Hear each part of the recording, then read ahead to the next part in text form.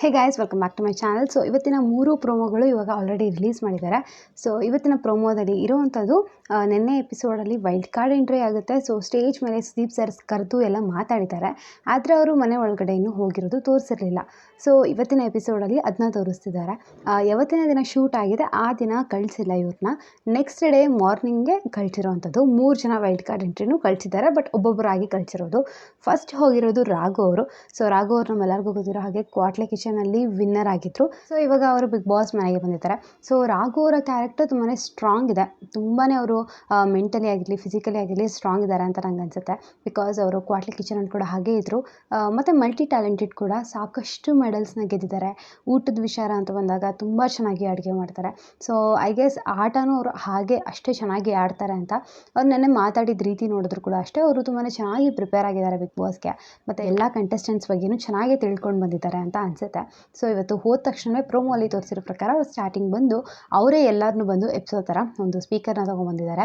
So mic ಥರ ಇರೋವಂಥದ್ದು. So ಆ ಮೈಕ್ನ ತೊಗೊಂಡು ಬಂದು ಎಲ್ಲರನ್ನೂ ಎಬ್ಬಿಸಿ ಎದ್ದೇಳಿ ಸಾಕು ಮಲಗಿರೋವಂಥದ್ದು. ಬಿಗ್ ಬಾಸ್ ಮನೆ ಲಾಡ್ಜಿಗೆ ಬಂದಿಲ್ಲ ನೀವು, ಯಾವುದೇ ಹೋಟೆಲ್ ಅಥವಾ ಲಾಡ್ಜ್ಗೆ, ಇಲ್ಲಿ ಬಂದಿರೋದು ಆಟ ಆಡೋದಕ್ಕೆ, ಎದ್ದೇಳಿ ಅಂತ ಎಬ್ಬಿಸ್ಕೊಂಡು ಬರುವಂಥದ್ದು. ಆಮೇಲೆ ಬಿಗ್ ಬಾಸ್ ಟಾಸ್ಕ್ ಕೊಟ್ಟಿರೋದು ಅದು ಎಲ್ಲರನ್ನೂ ಕರ್ಕೊಂಡ್ಬಂದು ಒಬ್ಬೊಬ್ಬರಾಗಿನೇ ಹೊರಗಡೆ ಗಾರ್ಡನ್ ಏರಿಯಾದಲ್ಲಿ ಚೇರ್ ಮೇಲೆ ಕೂರಿಸಿ ಅವ್ರಿಗೆ ನೀರು ಹಾಕಬೇಕು. ನೀರು ಹಾಕಿ ಲೈಕ್ ವೇಕಪ್ ಅಂತ ಹೇಳ್ತೀವಲ್ಲ ಆ ಥರ ಏನಾದರೂ ಒಂದು ವಾರ್ನಿಂಗ್ ಕೊಟ್ಟು ಅವ್ರು ಏನು ತಪ್ಪು ಮಾಡ್ತಿದ್ದಾರೆ ಅದನ್ನೆಲ್ಲ ಹೇಳಿಬಿಟ್ಟು ಎದ್ದೇಳಬೇಕು, ನೀವೇನು ಆಟ ಚೆನ್ನಾಗಿ ಆಡ್ತಾ ಇಲ್ಲ ಅಂತ ಹೇಳೋ ಒಂದು ಪ್ರಯತ್ನ. ಆ ಥರ ಒಂದು ಟಾಸ್ಕ್ನ ಇಲ್ಲಿ ರಾಘು ಅವ್ರಿಗೆ ಕೊಟ್ಟಿರೋವಂಥದ್ದು. ಸೊ ಅವರು ಸ್ಟಾರ್ಟ್ ಮಾಡ್ತಾರೆ, ಪ್ರತಿಯೊಬ್ಬರಿಗೂ ಹೇಳ್ಕೊಂಡು ಬರ್ತಾ ಇದ್ದಾರೆ. ಸೊ ಇಲ್ಲಿ ಮೇಯ್ನ್ಲಿ ಅವರು ಹೇಳ್ತಾ ಇರೋವಂಥದ್ದು ಅಶ್ವಿನಿ ಅವ್ರಿಗೆ. ಸೊ ಅಶ್ವಿನಿ ಅವ್ರ ಜೊತೆ ಕೂತ್ಕೊಂಡು ಹೇಳುವಾಗ ಸಾಕಷ್ಟು ಅಶ್ವಿನಿ ಅವರು ಏನು ಹೊರಗಡೆ ಕನ್ನಡದ ಹೋರಾಟಗಾರ್ತಿ ಅಂತ ಇದ್ದರು. ಸೊ ಮನೆ ಒಳಗಡೆ ಹೋಗಿ ಕಂಪ್ಲೀಟಾಗಿ ಅವರ ಒಂದು ಕ್ಯಾರೆಕ್ಟರ್ನೇ ಬೇರೆ ಥರ ನೋಡ್ತಾ ಇದ್ದೀವಿ. ಸೊ ಆ ಒಂದು ವಿಷಯ ಮತ್ತು ಏನೆಲ್ಲ ವಿಷಯಗಳು ಅವ್ರಿಗೆ ಅಶ್ವಿನಿ ಅವರಲ್ಲಿ ಇಷ್ಟ ಆಗಿರಲಿಲ್ಲ. ಸೊ ಪ್ರತಿಯೊಂದನ್ನು ಅಲ್ಲಿ ಮಾತಾಡ್ತಾಯಿದ್ರು. ಸೊ ಆ ಥರ ಮಾತುಕತೆಯಲ್ಲಿ ಅವರಿಬ್ಬರಿಗೂ ಜಗಳ ಶುರುವಾಗುತ್ತೆ. ಜಗಳ ಶುರುವಾಗ್ತಾ ರಾಘು ಅವರು ಡೈರೆಕ್ಟಾಗಿ ಏಕವಚನದಲ್ಲಿ ಅವರು ಮಾತಾಡುವಂಥದ್ದು. ಸೊ ಅದು ಅಶ್ವಿನಿ ಅವ್ರಿಗೆ ತೊಗೊಳಕ್ಕಾಗೋದಿಲ್ಲ. ಸೊ ಅವರು ಕೂಡ ಜೋರಾಗಿ ಮಾತಾಡ್ತಾರೆ, ಈ ಥರ ಎಲ್ಲ ಏಕವಚನದಲ್ಲಿ ಮಾತಾಡಬಾರ್ದು ಅಂತ. ಬಟ್ ರಾಘು ಅವ್ರು ಮಾತ್ರ ಅದನ್ನ ಎಲ್ಲೂ ಕೇಳೋದಿಲ್ಲ. ನಾನು ಹೀಗೆ ಮಾತಾಡೋದು, ನಾನು ಹೀಗೆ ಇರೋದು ಅಂತ ಅವರಲ್ಲಿದ್ದರು. ಸೊ ಅಶ್ವಿನಿ ಅವ್ರ ಜೊತೆಗೆ ಇಲ್ಲಿ ಜಾನ್ವಿ ಅವರು ಕೂಡ ಅಷ್ಟೇ ಜಗಳ ಕೇಳ್ತಿದ್ದಾರೆ. ಸೊ ಇವರಿಬ್ಬರನ್ನ ಅಂದರೆ 2 vs 1 ಅನ್ನೋ ಥರ ಜಾನ್ವಿ ಅವರು ಅಶ್ವಿನಿ ಅವರು ಒಂದು ಕಡೆ ಜಗಳ ಆಡ್ತಾಯಿದ್ದಾರೆ, ರಾಘು ಅವರು ಇನ್ನೊಂದು ಕಡೆ ಜಗಳ ಆಡ್ತಿದ್ದಾರೆ. ಸೊ ಇವರಿಬ್ಬರ ಜಗಳ ಬಂದಿದ್ದ ಮೊದಲನೇ ದಿನದಲ್ಲೇ ವೈಲ್ಡ್ ಕಾರ್ಡ್ ಎಂಟ್ರಿಯ ಒಂದು ಪವರ್ ಏನಿದೆ ಅದು ಜೋರಾಗಿ ಕೇಳಿಸ್ತಾ ಇದೆ ಆ ಸೌಂಡು. ಸೊ ರಾಘು ಅವರ ಒಂದು ಜಗಳನ ಖಂಡಿತವಾಗ್ಲೂ ಇವತ್ತು ನೋಡ್ಬೋದು. ಮತ್ತು ನನಗನ್ಸೋ ಪ್ರಕಾರ ರಾಘು ಅವರು ತುಂಬಾ ಒಂದು ಟಫ್ ಕಂಟೆಂಡರ್ ಆಗ್ತಾರೆ. ಅವರಿಗೆ ಹೊಸದು ಎಲ್ಲರಿಗೂ ಗೊತ್ತಿರೋ ಹಾಗೆ ವೈಲ್ಡ್ ಕಾರ್ಡಲ್ಲಿ ಹನುಮಂತು ಅವ್ರು ಬಂದಿದ್ದರು, ಹಾಗೆ ಮೇನ್ಲಿ ರಜತ್ ಅವ್ರು ಬಂದಿದ್ದರು. ಸೊ ರಜತ್ ಅವರ ಒಂದು ಇಂಪ್ಯಾಕ್ಟ್ ತುಂಬಾ ಇತ್ತು ಆ ಒಂದು ಸೀಸನಲ್ಲಿ. ಸೊ ಅದೇ ಥರ ಈ ರಾಘು ಅವ್ರು ಆಗೋ ಚಾನ್ಸಸ್ ತುಂಬಾ ಇದೆ ಅಂತ ನಂಗೆ ಅನ್ಸುತ್ತೆ. ಸೊ ಇದು ಫಸ್ಟ್ ವೈಲ್ಡ್ ಕಾರ್ಡ್ ಅವರು.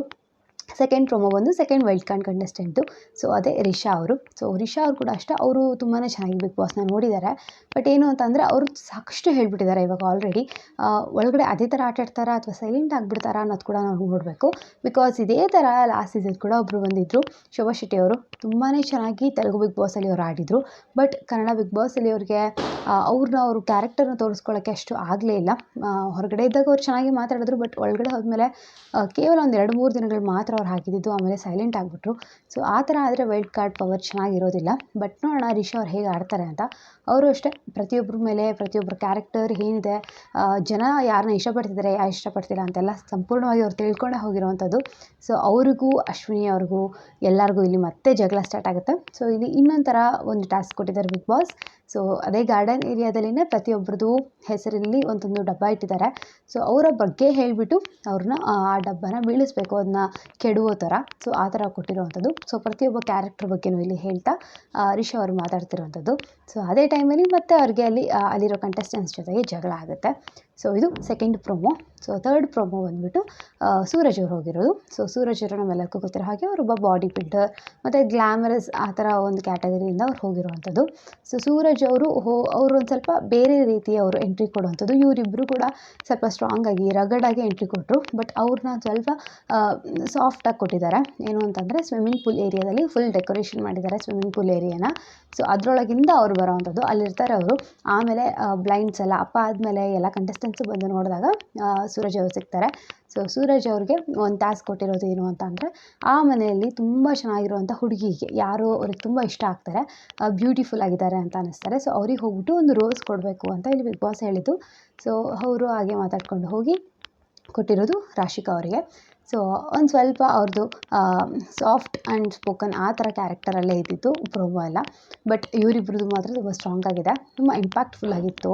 ಸೊ ಲೆಟ್ಸ್ ಸಿ ಹೇಗಿರುತ್ತೆ ಅಂತ. ಸೊ ಇವತ್ತಿನ ಪ್ರೋಮೋಸ್ ಬಗ್ಗೆ ನಿಮ್ಗೆ ಏನಿಸುತ್ತೆ? ಈಗ ಮತ್ತೆ ಒಂದು ವಿನ್ನರ್ ಆಯಿತು, ಮತ್ತು ಇವಾಗ 2.0 ಅಂತ ಲೋಡ್ ಮಾಡ್ತಾ ಇದ್ದಾರೆ ಈ ಸೀಸನ್ನ.